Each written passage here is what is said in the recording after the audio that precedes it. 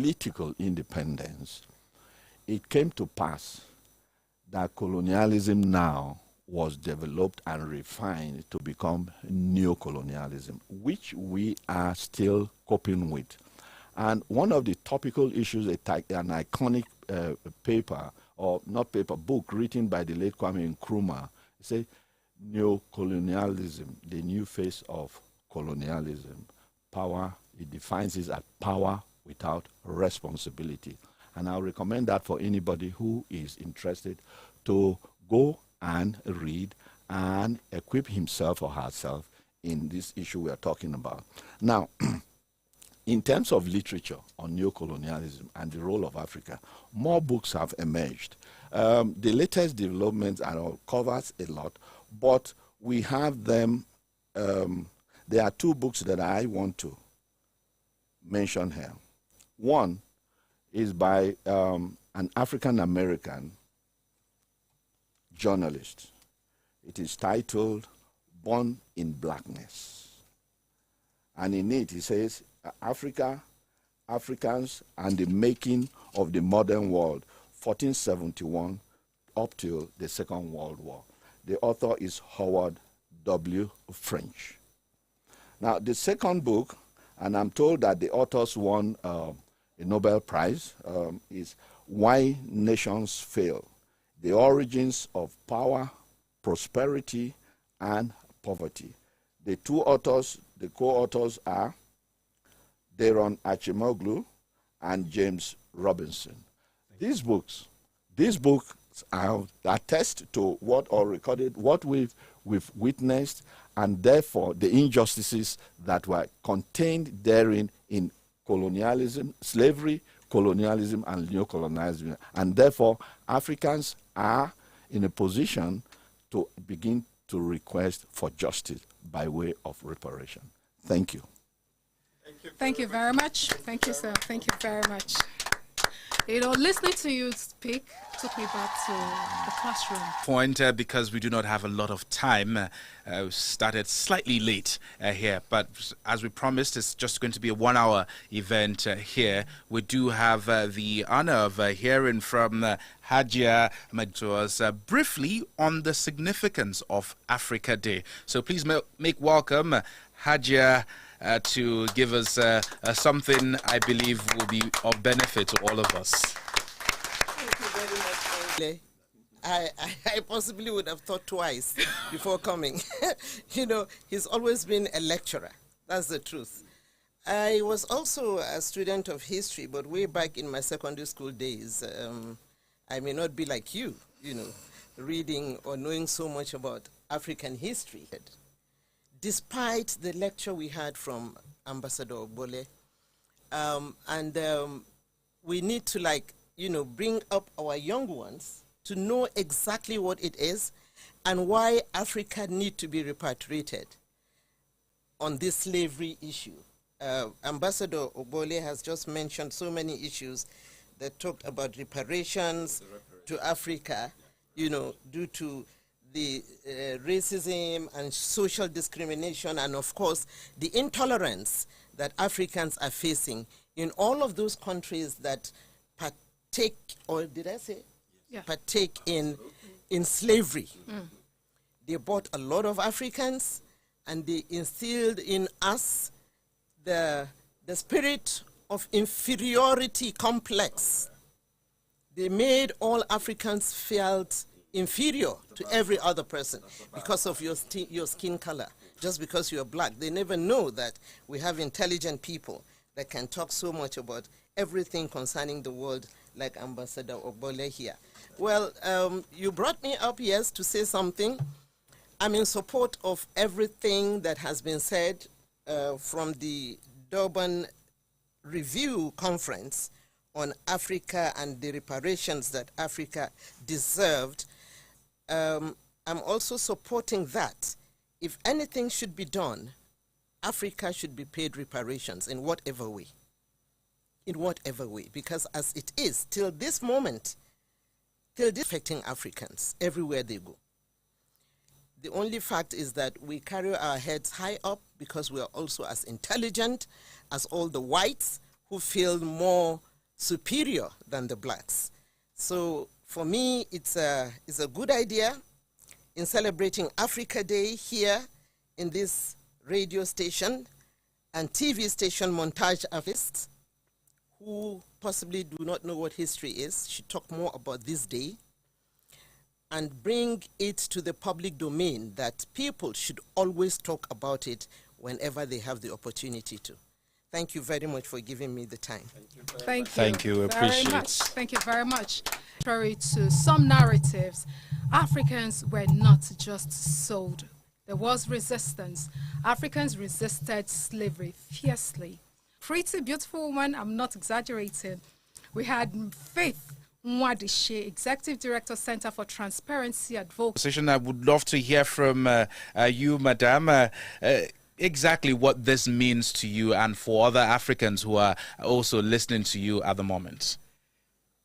Thank you very much. May 25th is one of those days that, the fact that we have this, where are we, who are we, was like point blank, journalists was like point blank, journalists, you guys should start talking, Yes. create our narratives. Exactly. And that is exactly what Montage Africa is doing starting today.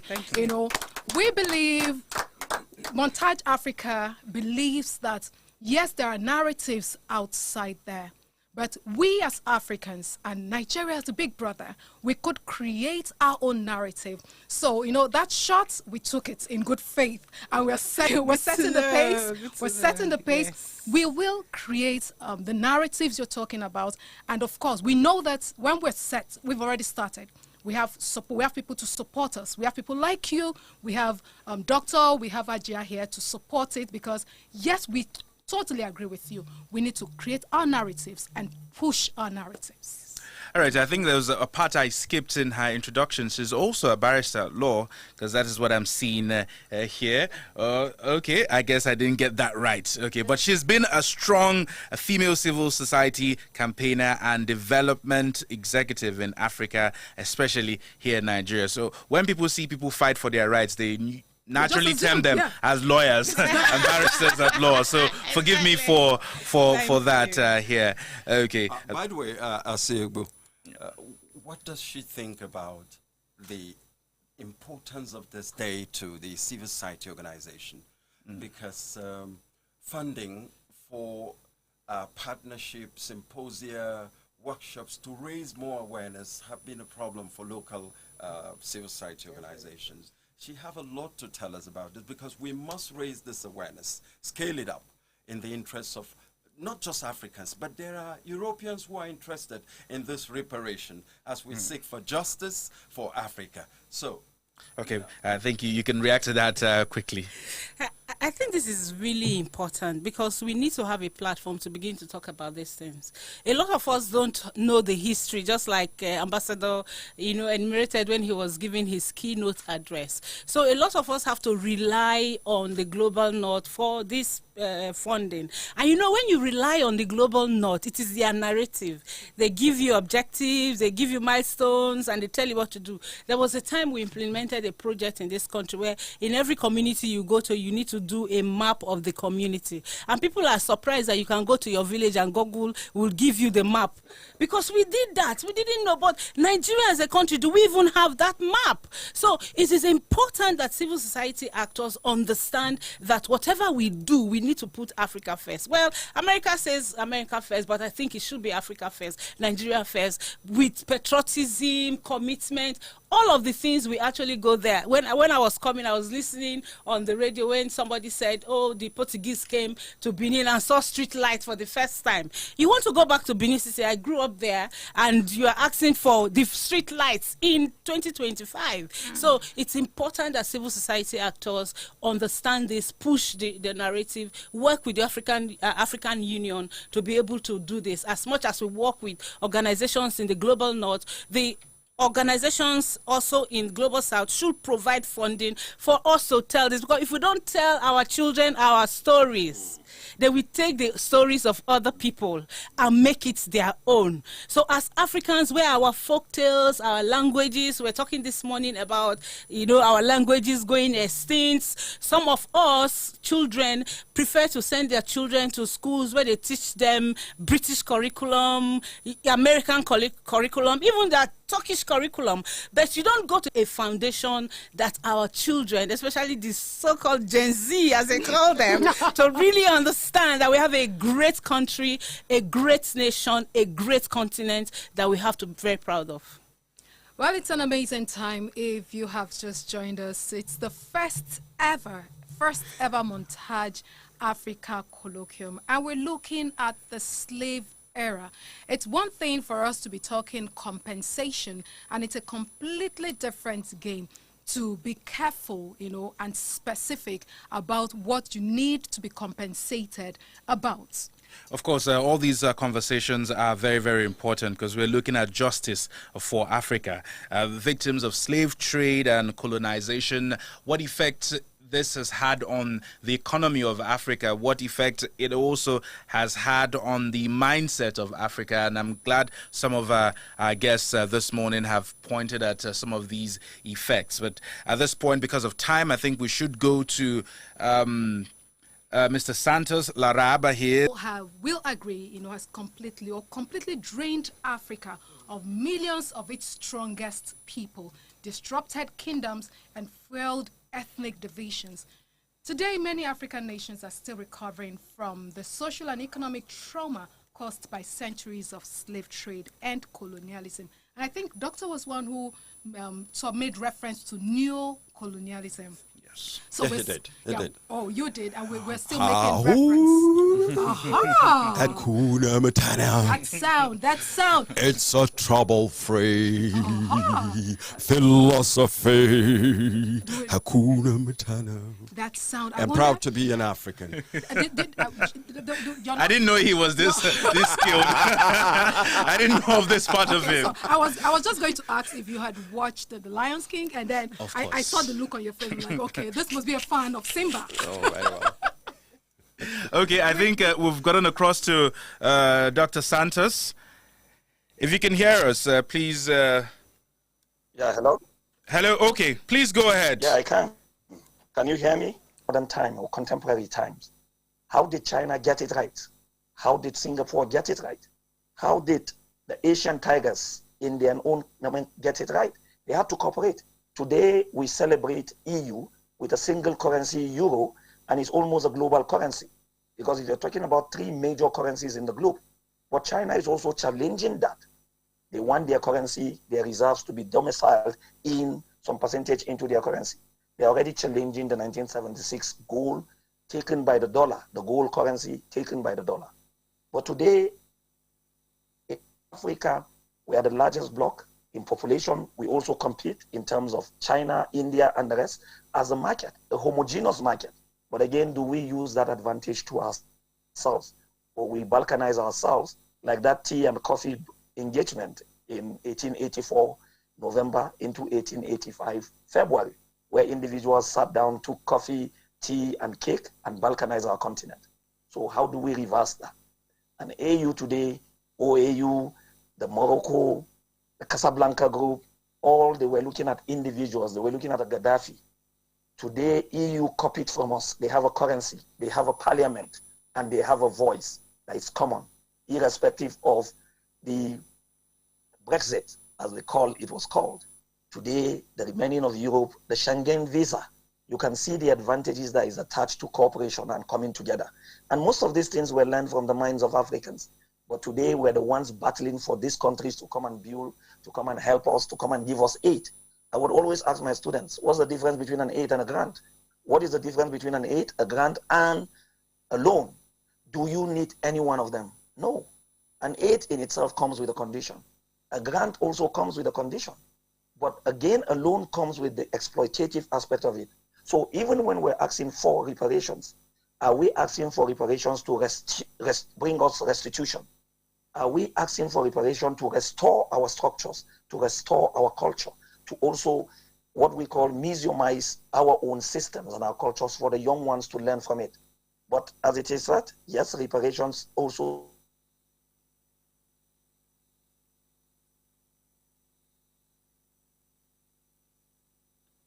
I'm thinking he's got network issues at the moment. Let's hope to reconnect to Dr. Santos.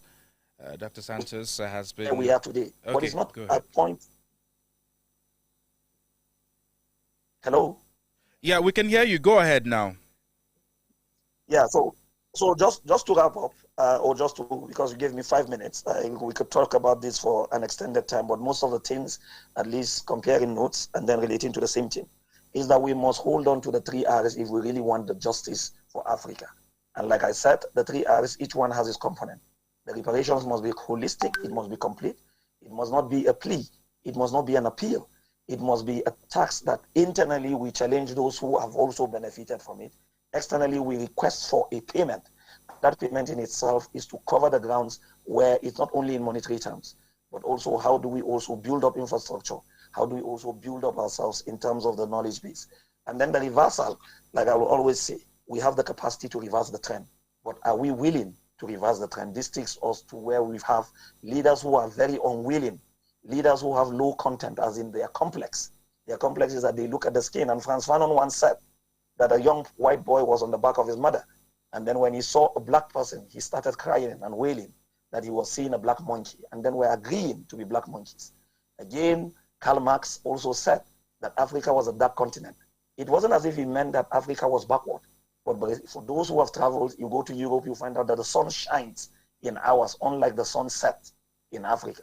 So are we going to allow such narratives to determine our decisions, to determine our focus, to determine our zeal, and to also determine our decision to change the narrative and change the dynamics for the generations on that? All right. Thank you very much for your discourse and keeping it very short. We appreciate. But there's a question for you, if you can hear me. Dr. I'm sorry. Our GGM, Kichime, has a question for you. Okay. Dr. Santos Larab Tangshak, it's really, really a privilege to have had you as our key contributor far away in Jos. Thank you very much for being a part of this colloquium. Thanks. Okay. The academic should be, or the academia, whichever word they choose to refer to, teachers and or knowledge imparters and all of that, have a significant role to play in changing what the veteran VOA journalist mentioned here, which is that complexity of our people.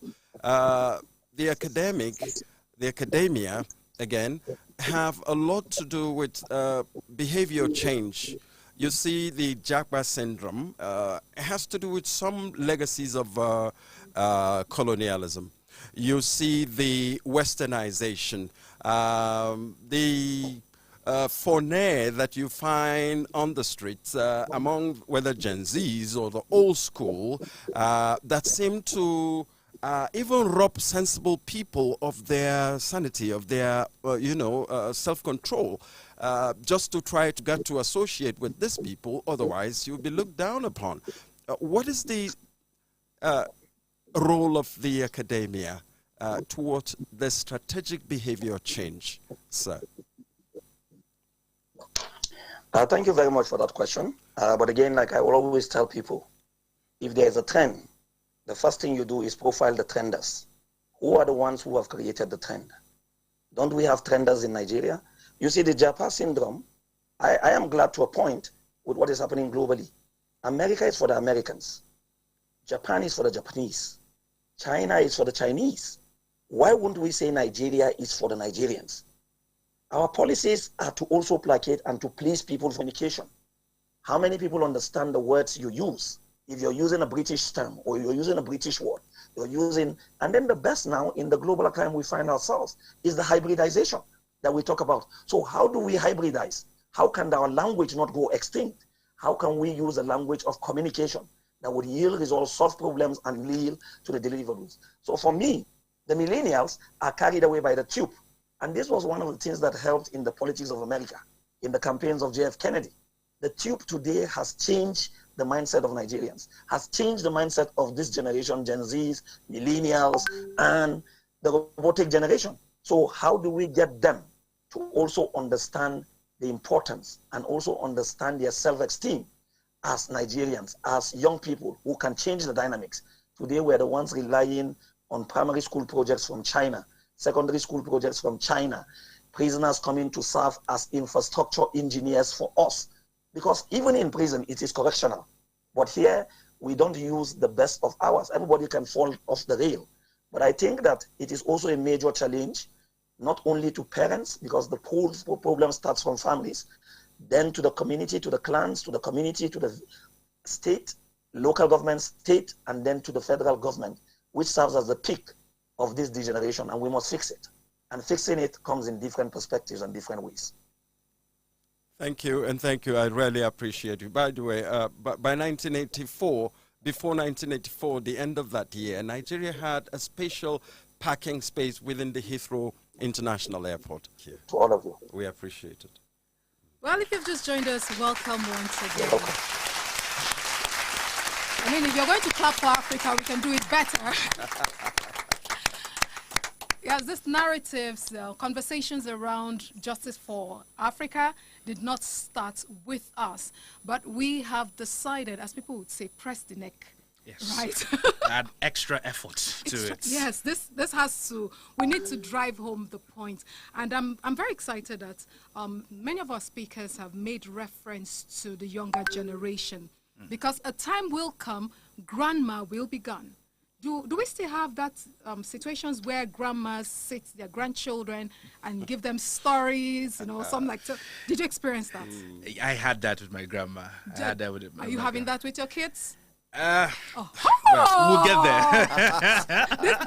that was not a stray bullet. That was direct. We'll get there. We'll get there. I'm actually tempted to, ask, our panelists, but let me allow it rest. So I'm just saying, if your children do not have an idea of history of the transatlantic era, you might want to have conversations like that with them, because if you don't have these conversations, they will read about them. They'll read narratives in textbooks. They would listen to videos on Tube. Our last speaker just made reference to YouTube. They'll watch narratives. They'll read. They'll listen. That are not from Africans. Yes, they'll listen to other people. So begin to tell them your own story. The stories your great-grandmother, your great-grandfather, your mother, your chief, those stories that were passed on to Very you. important. Pass them on to your children, and then dominate this conversation. So we're gradually getting to the end of the conversation this afternoon. And so we'll reach out to our guest. Doctor, would start with you in 60 seconds. If you could just wrap this up. And so anyone who has just joined can have, a full take in 1 minute of what this conversation is about. Okay, thank you very much. It's Africa Days Colloquium by Montage Africa. And it's focused on reparation for Africa, given the historical backdrop of slavery, colonialism, and now we have neocolonialism. We cannot continue always to blame history. We have to take advantage of what history presents by drawing the appropriate lessons for the heinous crimes committed against Africa, even as we pursue reparation. And I tell you, Africa, yes, we have fantastic dance steps, melodious music and all. My opinion is this: until and unless we change the marvelous dance steps to the dance steps of science and technology, we are not going to go anywhere. We have to do that and do it at the right time and at the right direction. Right now we're on the right direction, piecemeal as you say. And here I want to bring to the notice of everybody listening is that if you have been going out to social events in Nigeria, for example, you discover that we hardly play foreign music again. What does that tell you? It's a plus for us. Right? how can we now translate that from the music world to the world of manufacturing, that our goods are Nigerian made and manufactured? And let me just add that the slave trade that took place became history because it happened. Okay, I want to congratulate Montage Africa for taking the gauntlet, because when I was speaking, I said we need to enlighten our youth. Like you rightly said, grandmas like me still remember trade. Tales by Moonlight of those days. You know, even though I wasn't a small girl, I was Obviously. yeah, I was in my secondary school days. I was still watching Tales by Moonlight. You know, but things happen to become history, and because of that, I want to give kudos to Montage. Thank you very much. As I rightly said, taking the gauntlet and trying to make us see reason to why Africa needs to be repatriated. And I'm happy that we have enlightened people like you here to bring everything to them. Though I was not too ready, I would have given you a whole lecture. Oh. Much more than what Ambassador did, you know, truly. But thank you so much. We can never lack something to say anyway. Thank you very much. Thank you so much. Thank you very much for your time. We'd also get to hear from Faith Mwadishi. She's Executive Director, Center for Transparency Advocacy. Briefly, just in 1 minute. Just in 1 minute, I want to say that we shouldn't forget that our... We've gradually come to that point where we pull the curtains on this call to restore dignity and return what was stolen. In closing, we welcome the GGM on behalf of the board of Montage Africa Media. GGM, sir. Thank you very much, Arit Efanga, and the duo of Arit Efanga and Richard Asiebu. Thank you very much. On behalf of the team that worked tirelessly just within a very short time to deliver this project, Ugo Chukwu Bamidele, the committee chairman, comprised of, including his boss anyway, Richard Asiebu, the civil society activists for years, strengthening system in the electoral sector. NATI, she's been part of Nigeria's almighty NATI as a committee, as a body helping to, systematize this country. You are bigger than very much, Faith Mwadishi, for coming. We look forward to your obliging our invitation in the next, the second. Thank you very much, Ma. And it's at this level that I'll hand you over to our compere, the best compere in Abuja. I'm talking about Richard Asiebu and Arit Efanga. She said, don't say Efanga, but Efanga. So, Efanga, over to you. Thank you. Thank you so much. Many thanks, sir. Listening to you, talk about Lola, I just felt like that, okay, so permit me. I already allowed it to sleep. I'm tempted to say Lola Faith. It sits well. It's been an amazing time. Right. And for everyone who has followed us, we are so great you followed us. Do not forget that we cannot rewrite history. We cannot rewrite history, but we can reshape its impact.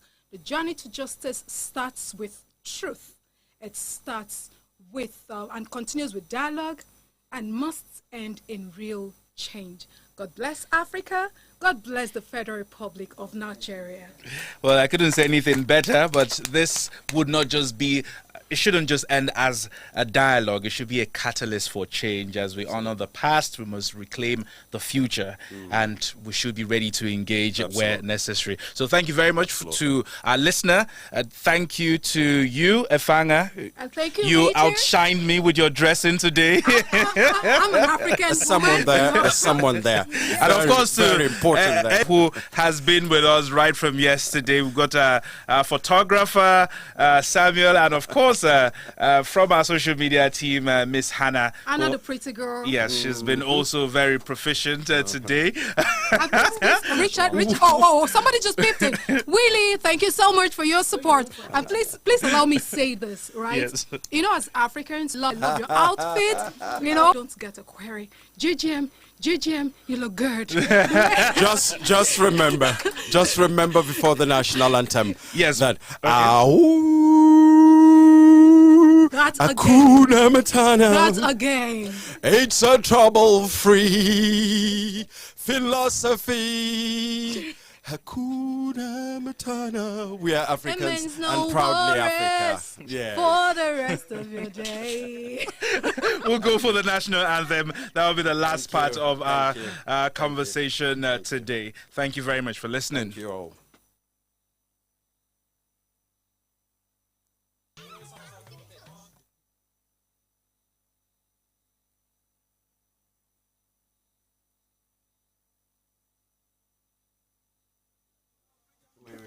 Well, we would always get to that point.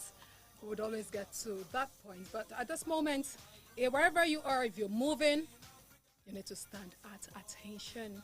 Respect to Nigeria as we go for the national anthem.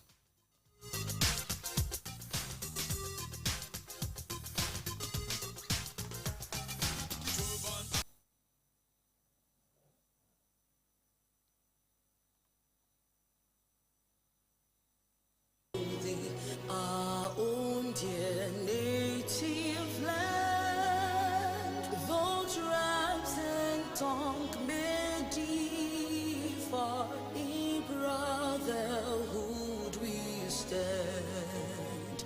Nigerians all are proud to serve our sovereign motherland.